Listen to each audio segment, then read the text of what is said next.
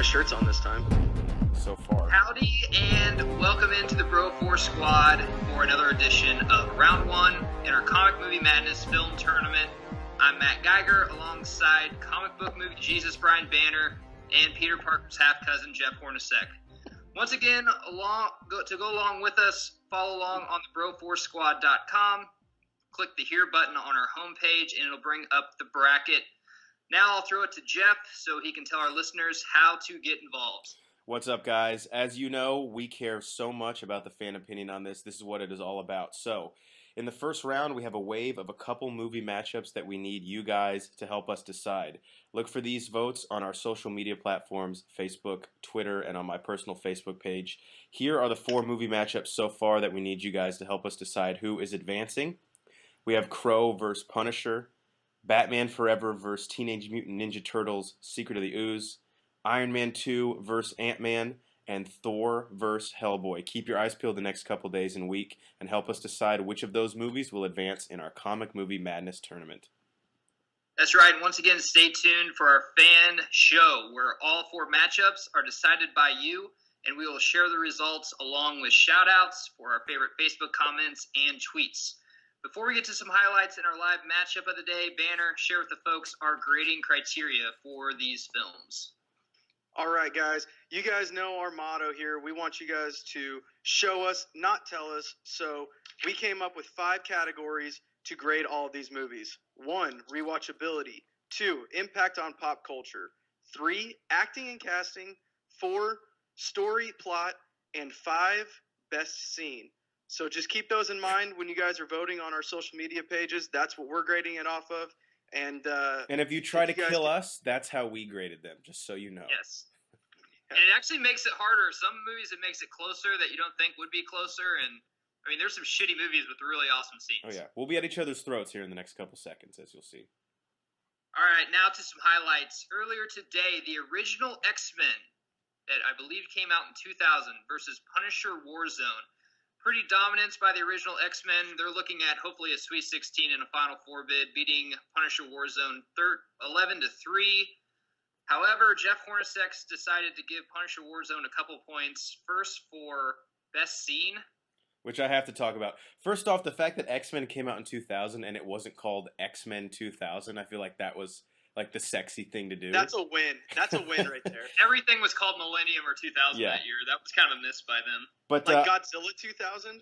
Great movie. But I had to give Punisher Warzone best scene. It was tough to do, but the opening scene in the film when he literally kills every member of the Hand and all of their relatives and anyone they've ever made a phone call to in that mansion is incredible. And it's pretty awesome to watch. Banner, that's about as far as you can get. Yeah, that's about as far as you can get into the movie. It goes drastically downhill from there. So pretty much X-Men swept everything except for rewatchability. Jeff, can you fucking explain yourself on that too? Yeah, I will. No, This is tough to defend, but when I go back and rewatch the original X-Men, it is a morose film. It is depressing. It is tough to get through, especially with the issue in the Senator. It's just not as easy to rewatch for me. Punisher Warzone, while not a better movie at all, it is mindless, dumb action with no plot, and if you're drunk, it's really fun to sit through. All right, another game going out on True TV earlier in our Southwest, Eastern, Northern Division channel. Captain America Winter Soldier versus Spider-Man 3. We all remember that film. So, once again, dominance from Winter Soldier. A very good movie. The best Captain America movie, in my opinion, even better than Civil War. Yes. Beating Spider-Man 3 13-2. I think the only problem is you guys have a problem with me picking Spider-Man 3 for best cast. Let me just... You want to say something, Jeff? Well, I was going to say real quick, I gave Spider-Man 3 best scene for that emo dance scene in the cafe. No, I'm totally kidding. Fuck that scene. It's horrible. The salsa scene? Yeah. Just listen to this cast. Tobey Maguire, I know we make fun of him a lot, but he hasn't been around for a while, but he was a pretty primetime actor. Kristen Dunst in her time, once again, is very good. James Franco, I'm a huge fan of. J.K. Simmons, Bryce Dallas Howard in her hottest role. You can't even count her. How can I not count her? In a blink and miss it performance. So we can't count Josh Brolin in Guardians of the Galaxy when we do that? No, I won't count that. I won't count him. Banner's going to count him, but okay. I have 2 words. And Thomas Hayden Church in that movie, too. And he actually wasn't in it. That wasn't Josh Brolin in Guardians of the Galaxy, right? Yeah, it was. 2 words. No, it was the end credits scene of that other one. 2 words. Robert Redford. Okay. Yeah. Another highlight, a game happening at 6 a.m. this morning, the original Batman versus X3. Another dominance from what I think should win this whole fucking tournament, the original Batman with Tim Burton and Michael Keaton as the stars. Banner, best scene to X3. Everything else was a pretty dominant force for the original Batman, being X3 13-2. But best scene, Banner, explain yourself. When Jean Grey goes back home and Magneto and Xavier meet back up, for, again, a common goal, which is similar to X2, saying, hey, she's out of control. We got to get her, back in check. And then Jean Grey / the Phoenix kills Xavier. That scene on so many levels is dominant over so many other things. I think that scene could go far if we're just talking about best scene. That could go far in a tournament. Can I say the huge issue with X3? Batman is an incredible movie. We'll talk about it much more later on in the tournament. But now that I've seen 4 other X-Men movies, I still don't know, did anything in this fucking movie actually happen? Is it all unwritten? I'm confused.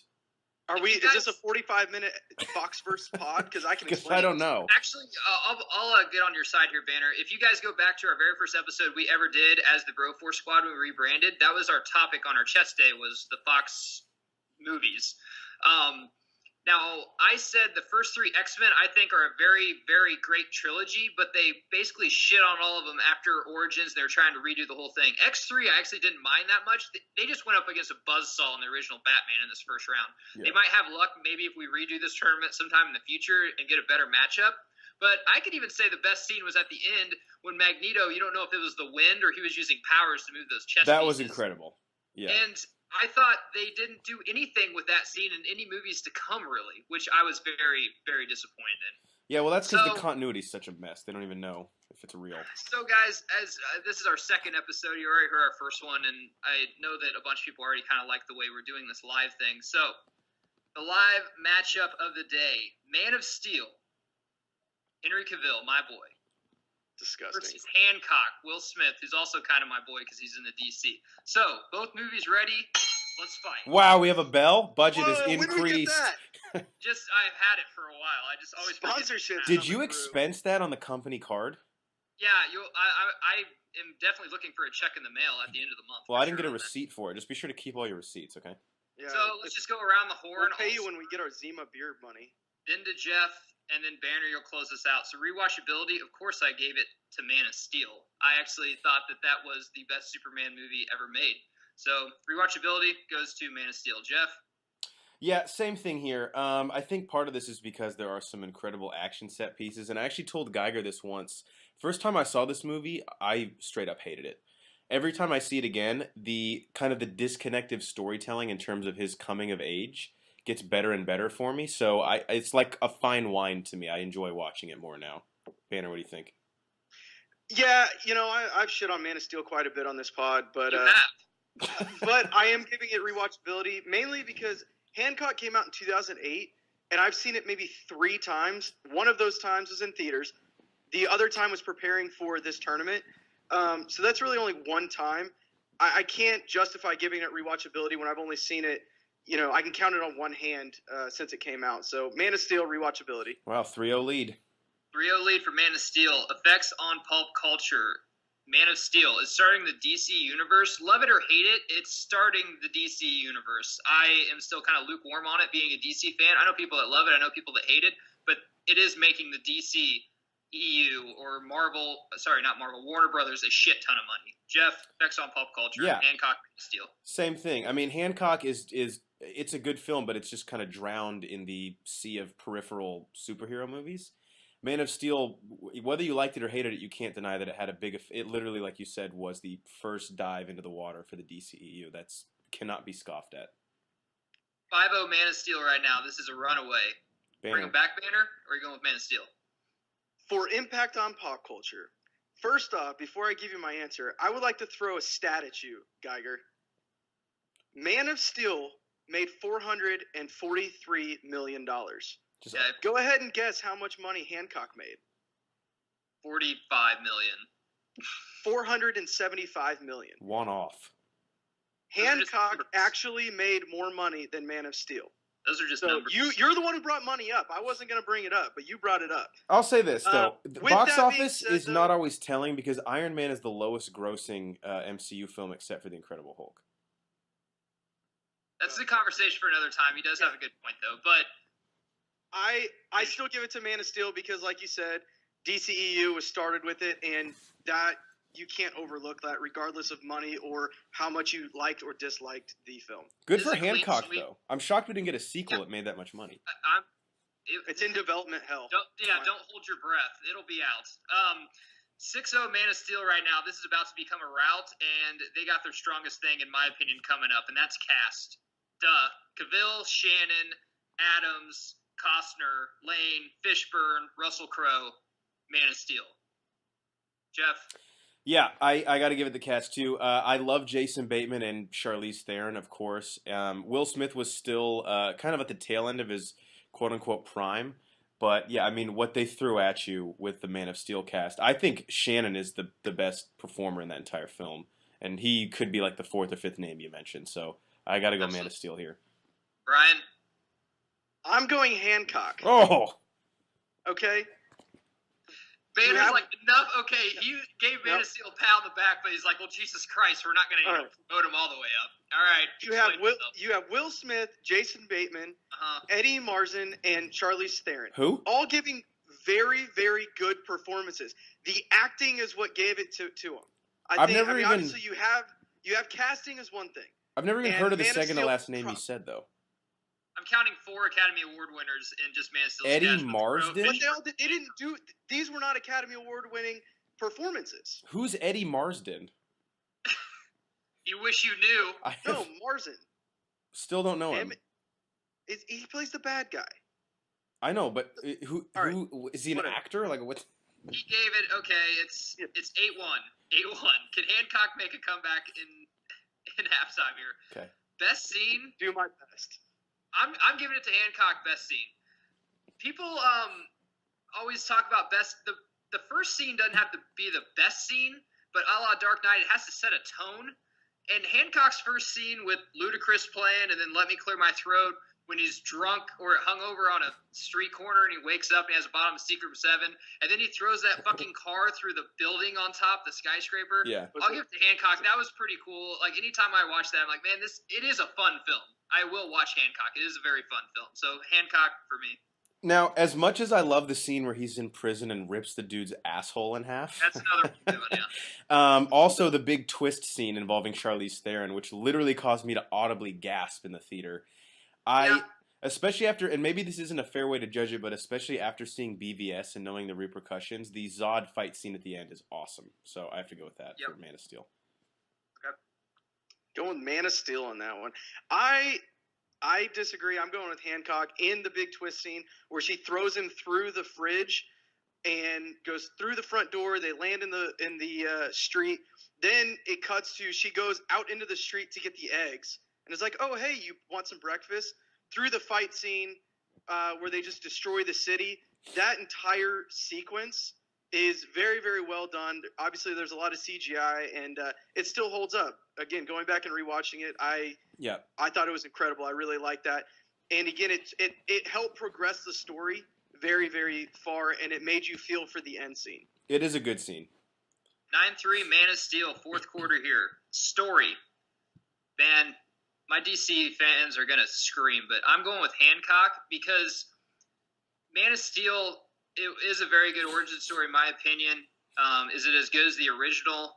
We'll talk about that in a couple episodes. But Hancock is a very cool story. I mean, just a drunk superhero that doesn't give a shit. You know, he doesn't want these powers. He almost uses them kind of for evil and stuff. It was a very fun, I thought, very creative movie, so I'm giving it to Hancock. Yeah, I completely agree the same way. And another thing, if you look at the main character in the movie, we'll say Clark Kent and obviously Hancock, as far as character growth and progression throughout the movie, Hancock has a very big character arc in the film, and I think that supports the story. So I had to go Hancock on this one for best story. Banner? I went Hancock as well. it's very self-contained all at the same time, but yet it's still set up to where if they wanted to do a second one. Yep. Like you said, the character arc of Hancock was very, very large, and the idea of superheroes can be at rock bottom. Mm-hmm. We never see that, but that's a different idea that we don't see very often, where superheroes are just like people. They hit rock bottom. They're not doing great. They feel like everything is going against them. They still feel the pressure of the real world, where you don't see that as much in other films. And it's just a very, very, like you said, creative idea. That's why I gave it to Hancock. And for the record, Hancock took it 3-2 for me. Wow. I had Man of Steel 3-2. I mean, this was a close. Man of Steel won 9-6. Yeah, I had Man of Steel 4-1. Yeah. For round one, that is a pretty nitpicky. Hancock came back late, just did not have enough time left, really. He didn't have enough time. I mean, Will Smith was in foul trouble. Charlize Theron didn't. I mean, she usually has that jumper down. Yeah, Bateman had to play too many minutes. All right, there you have it, guys. So X-Men, the original X-Men, Captain America Winter Soldier, the original Batman, and Man of Steel are moving on to round 2.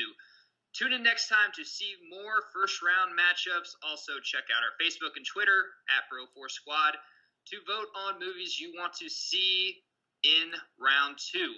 For all our other content, go to our YouTube channel and iTunes. Subscribe to both so you don't miss a single matchup.